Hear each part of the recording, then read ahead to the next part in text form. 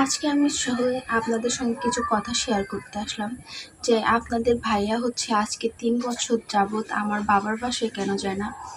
আর সে কিন্তু আমার বাবার বাসার কাউকে অতটা পছন্দও করে না। তো রিজনটা কি? কি কারণে সে যায় না? কেন আমার বাবার বাসার কারোকে পছন্দ করে না? আর বেশিরভাগ পছন্দ করে না আমার আব্বু-আম্মু, আমার ভাই-বোন এদেরকে। সে তাদের কথা শুনতেই পায় না। তো সে যায়ও না, তাদের কথা শুনতেও পায় না। তো আসসালামু আলাইকুম, কেমন আছেন আপনারা সবাই? আশা করি ভালো আছেন। যে যেখানে আছেন সুস্থ আছেন। তো আপনাদের দোয়ায় আল্লাহর অশেষ রহমতে আমিও ভালো আছি। আমি নীলা চলে আসছি আজকে অনেক দিন পরে ভিডিও নিয়ে। তো ভিডিওটা হচ্ছে আজকে করার কারণ হলো কাল রাতে থেকে আমার মনটা অনেক খারাপ। যে হচ্ছে সামনে যেহেতু আমার ডেলিভারি, সামনের মাসে ডেলিভারির ডেট যেহেতু, তো সব মেয়েরই ইচ্ছা হচ্ছে প্রথম ডেলিভারিটা তার মায়ের বাসায় হবে। তো আমার সময়টা মানে আমার দিকটা তো ব্যতিক্রম না, আমিও যাবো ইনশাল্লাহ সামনের মাসে আমার বাবার বাসাতে। তো কিন্তু আমি যদি ওখানে যাই, আপনাদের ভাইয়া তো যাবে না, কারণ আপনাদের ভাইয়া ৩ বছর ধরে হচ্ছে আর আমার বাবার বাসায় যায় না, আমার বাবার বাসার কাউকে পছন্দ করে না, দেখতে পারে না, কথা শুনতে পারে না। এটার কারণটা হচ্ছে আমার ছোট বোন হচ্ছে গিয়ে রিলেশন করে বিয়ে করে। তো তারপর রিলেশন করে বিয়ে করছে, তাও আবার হচ্ছে তারই বন্ধুকে, মানে আমার জামাইয়ের বন্ধুকে বিয়ে করছে। তো নিশির বিয়ে করছে কিন্তু দূরে না, আমার হচ্ছে গার শ্বশুর বাসার থেকে হচ্ছে গার মানে রাস্তার এই পাশেও রাস্তার পাশে আমি, এরকম ভাবে বুঝছেন। মানে ওরা দুই বন্ধু ছিল, আমার জামাই আর আমার বোনের জামাই, দুজন বন্ধু ছিল।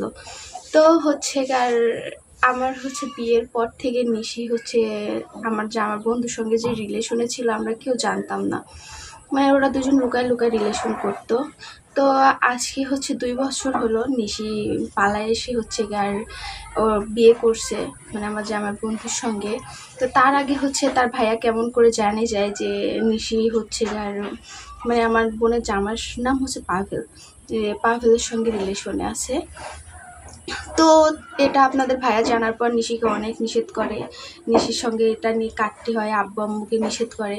তো এটা নিয়ে হচ্ছে আপনার ভাইয়ার সঙ্গে আমারও ঝগড়া হয়, যে এটা আমি মানতে পারি নাই যে নিশি এরকম করবে, কারণ আমার বোনটা অনেক ভদ্র ছিল। তো ভদ্র মানুষের মিসমিসে শয়তান হয়, এটা কিন্তু সত্য কথা। তো তারপরে হচ্ছে নিশিকে নিষেধ করা হয়, নিশি 2 বছর কথা বলতো না, মানে আমার বিয়ের বয়সটা 6 বছর পড়তে যাবে। তো তারপরে হচ্ছে হঠাৎ করে একদিন আম্মু ফোন দিছে, দিয়ে বলে যে নিশি তো খুঁজে পাইতেছি না, নিশি হচ্ছে নাকি পাভেলের সঙ্গে চলে গেছে। তা আমি বলি কী বলো তুমি? তো যেহেতু পাভেলের বাসা রাস্তার এই পাশে আর আমার বাসাটা এই রাস্তার এই পাশে, শ্বশুর বাসাটা, তো আমি হচ্ছে আমার ছোটো ননদের সাথে করে যাই ওখানে, যাই দেখি নিশি ওদের বাসায়।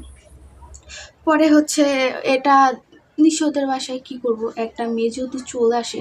তো আমি বললাম কিরে তুই এখানে কী করে আসলি? তো বলে যে ওই স্কুলে যাইতে লাগে নাকি পাভেল ওকে হচ্ছে গাড়িতে হুন্ডায় করে পিছে উঠায় নিয়ে চলে আসে।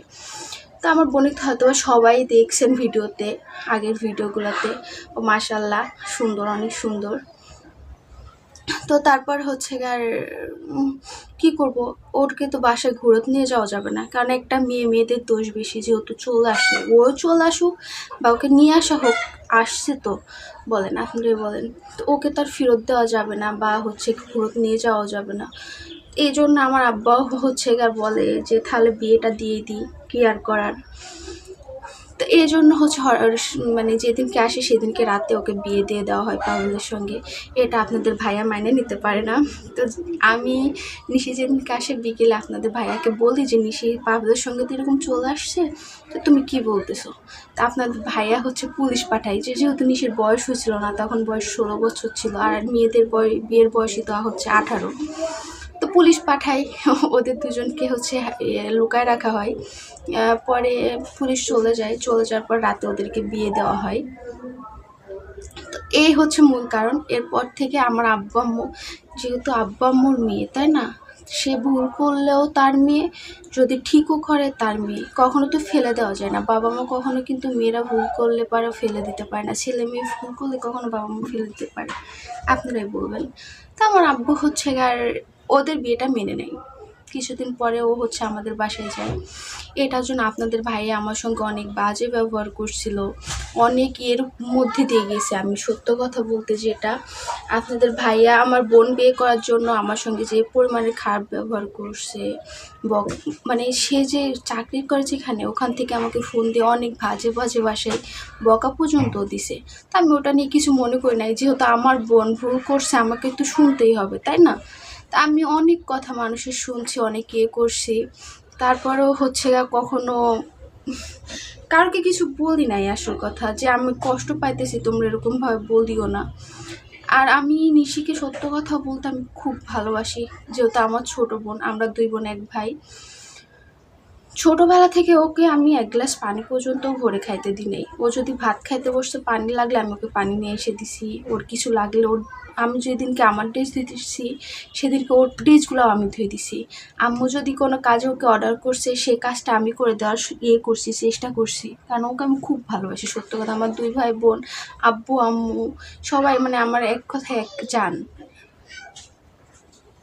তো সব মেয়েরই এরকম। তো আমি এক্সট্রাভাবে কী বলবো, আমি নিশিকে আমি খুব ভালোবাসি। নিশি কোনো দিন বলতে পারবে না যে আমার বড় আপু আমাকে ভালোবাসে না। তার চাওয়া। আর আমি যখন হচ্ছে এসএসসি দিছি, ক্লাস 10 থেকে আমি হচ্ছে টিউশনি করিতাম, মানে আমি প্রাইভেট পড়াইতাম। তো তখন থেকে আমি নিজের পড়াশোনার পাশাপাশি আমার ভাইয়ের, আমার বোনের ছোট ছোট আবদারগুলো আমি পূরণ করার চেষ্টা করছি আর কি। কী পরিমাণে এক কথায়। তো তারপরে হচ্ছে আর নিশি এরকম বিয়ে করে ফেলে। আপনাদের ভাইয়া তার আগে থেকে তো যায় না, ওর নিষেধ করছিল, শোনে নাই। তো তারপর থেকে আমার হচ্ছে নিশি যখন বিয়ে করলো, এরকম আমার আব্বু আম্মুকেও তো অনেক বকা দিচ্ছিল।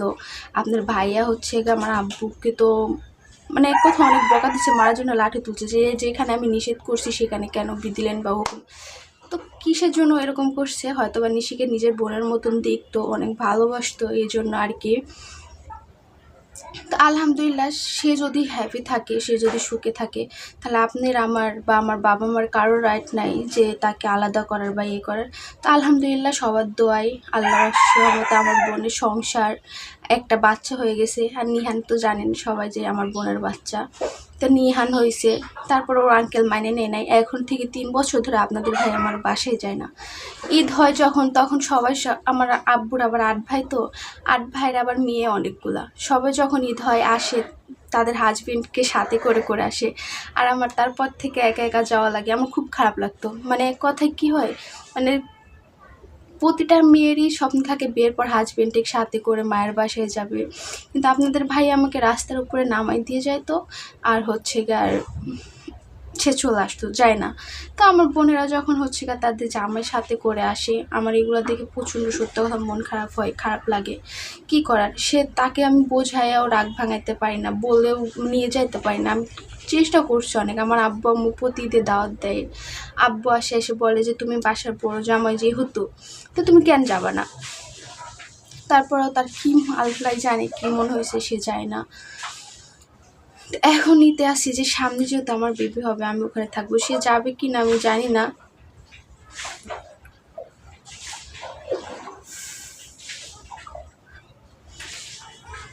খারাপ লাগে, প্রচণ্ড খারাপ লাগে, বিশ্বাস করবেন না আপনারা। আর সে আমার আসল কথা, আমার বাবা মার সঙ্গে খুব বাজে ব্যবহার করে, এটাই বেশি খারাপ লাগে। যে তারাও তো আব্বু আম্মুকে বলেন, আপনার মেয়ে বা আপনার ছেলেরা যদি এরকম করে, আপনারাও তো মেনে নেবেন।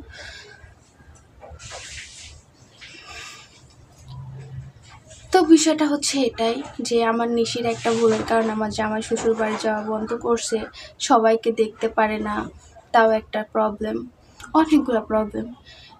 আমার আম্মু মাঝে মধ্যে অনেক মন খারাপ করে, যে দেখে যখন যে আমি মন খারাপ করে থাকি বাসায় গেলে পারে, ও এখানে থাকে আমি ওখানে বেড়াইতে যাই, একা একা ঘুরি টুরি, তার প্রতিটা মারই খারাপ লাগে এক কথায়।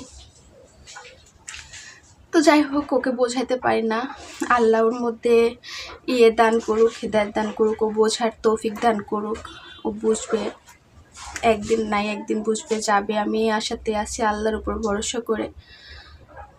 তো আপনারা সবাই দোয়া করবেন আমার জন্য। আর কি বলবো বলেন। এই হলো ঘটনা, যে ছোট বোনের কারণে জামাই হচ্ছে যায় না, কিন্তু আমার ছোট বোনের জামাই ঠিকই যায়। আমি বলছিলাম যে দেখো তুমি যাবা তোমার শ্বশুরবাড়ি তোমার মতন করে, ও যাবে ওর শ্বশুরবাড়ি ওর মতন করে, সেখানে তো তোমার কোনো বাধা নাই বা তোমার কোনো নাই। দেখবা তোমার আপ্যায়ন কম হয় নাকি, তোমার হচ্ছে সম্মান ঠিকভাবে পাচ্ছ কি না সেটা দেখবা, তুমি কেন যাবা না? কিন্তু তাকে আমি বোঝাইতে পারি না, এক কথায় সে বুঝতেই চায় না, যাবে না মানে যাবে না। এখন আমি আশা আছি যে আমার বাচ্চা হওয়ার পরে ইনশাল্লাহ সে যাবে, এতটুকু আল্লাহর উপরে ভরসা আছে। তো যাই হোক, ভিডিওটা আজকে এ পর্যন্তই। ভিডিওটা কেমন হয়েছে সবাই কমেন্টে জানাবেন। আর কমেন্ট খুব কম আসে, আপনারা কমেন্ট করলে কিন্তু ভিডিও করার একটা আগ্রহ থাকে। আর আমি ভিডিও দিতে পারি না কেন আপনারা সবাই জানেন যে আমি অসুস্থ। আর ইনশাল্লাহ সামনে মাসে হচ্ছে আমার ডেলিভারি ডেট পড়ছে, আপনারা সবাই আমার জন্য দোয়া করবেন সবাই। আর যারা যারা আমার চ্যানেলটা সাবস্ক্রাইব করেন অবশ্যই সাবস্ক্রাইব করবেন। ভালো থাকবেন, সুস্থ থাকবেন, আল্লাহ হাফিজ।